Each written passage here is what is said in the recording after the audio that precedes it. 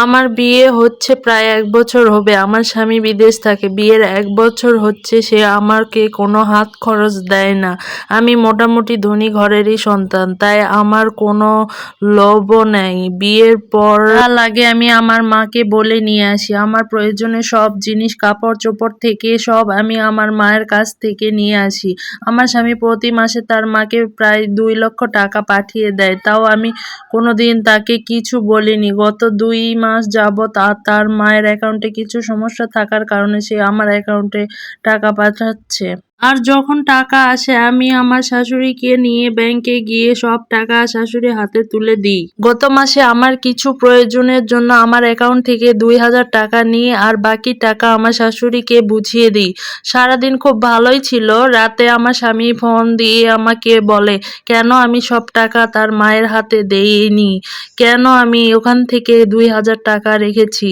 অনেক বকাবকি শুরু করে দেয়। তখন আমি আমার স্বামীকে জোর গলায় বললাম, তোমার টাকা থেকে আমার কোনো অধিকার নেই? তুমি তো আমার স্বামী। আমার টাকার প্রয়োজন হলে আমি কোথায় যাব? আমার কোনো হাত খরচ বা কোনো প্রয়োজন নাই। তুমি আমাকে কোনো টাকা দাও না।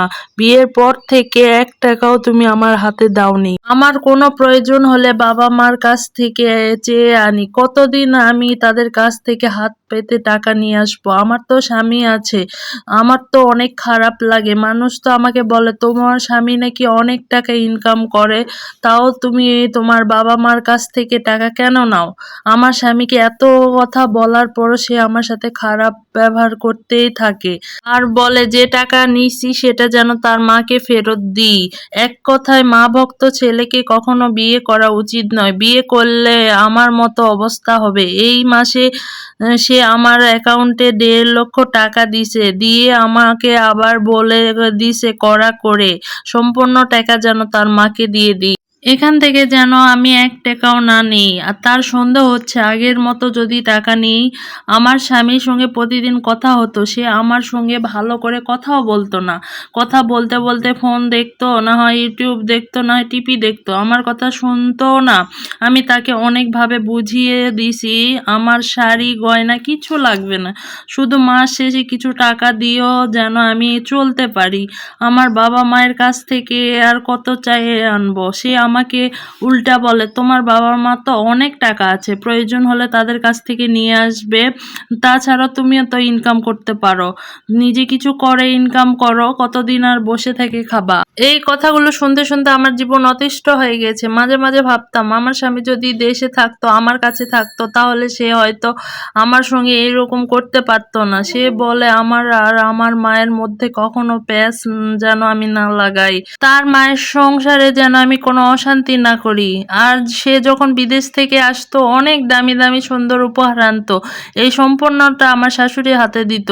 আমার শাশুড়ি আর ননদ তারা ভাগাভাগি করে নিত আর বাকিটা তুলে রাখতো। আমাকে কিছুই দিত না। আমার স্বামী আমার জন্য কিছুই আনতো না। বাবা-মায়ের যতই থাকুক না কেন, আমার তো ইচ্ছে হয় স্বামীর কাছ থেকে কিছু পেতে। সে কখনোই আমার জন্য কিছু আনতো না বা তার মাকে বলতো না যে এটা আমার বউয়ের জন্য আনছি, তাকে দিয়ে দিও। কখনো আমি তার কাছে থেকে কিছুই পাইনি। বরাবর এইরকমই হয়ে গেছে। সে যখন বিদেশ থেকে আসতো রাত ১১টা-১২টা পর্যন্ত বন্ধুদের সাথে আড্ডা দিয়ে এসে রাতে তার চাহিদা মিটিয়ে তারা এসে ঘুমিয়ে যেত। আবার সকালে কিছুক্ষণ ঘুমিয়ে আবার দুপুরে খাওয়া-দাওয়া করে বিকেলে গিয়ে আবার বন্ধুদের সাথে আড্ডা দিয়ে আবার রাতে এসে ঘুমাইতো। আমার সাথে ভালো করে কথাও বলতো না। আমি তাকে কতবার বলছি আমার ফোনের ডিসপ্লেটা নষ্ট হয়ে গেছে। আমি তোমার সাথে ভালো করে কথাও বলতে পারি না, তোমাকে দেখতেও পারি না। আমাকে একটা ফোন নিয়ে দিতে। সে একটাও ফোন নিয়ে দেয়নি এবং বিদেশ থেকে আসার সময় তার মার জন্য দামি ফোন নিয়ে আসছিল। আমাকে সে ফোন নিয়ে দেয়নি। এভাবে অবহেলিত হতে হতে আমি মানসিক রোগী হয়ে যাচ্ছি। জানি না কতদিন টিকতে পারবো। আসলে এই গল্পটা কালকে একটা মোবাইলে শুনলাম, তাই আপনাদের মাঝে শেয়ার করলাম। কেমন লাগছে জানাবেন। ভালো লাগলে অবশ্যই লাইক, কমেন্ট, শেয়ার করবেন।